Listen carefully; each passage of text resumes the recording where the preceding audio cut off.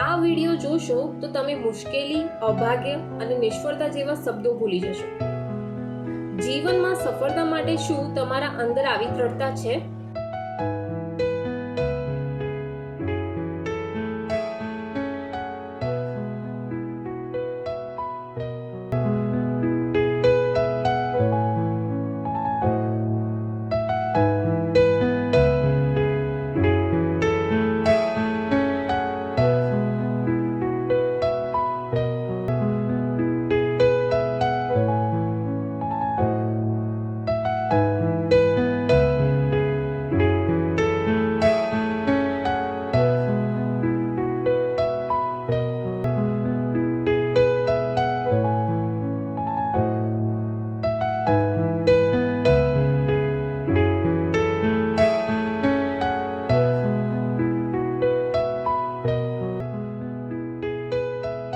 તમે શું માનો છો કે લોકો નાની નાની નિષ્ફળતાઓમાં નિરાશ કેમ થઈ જાય છે?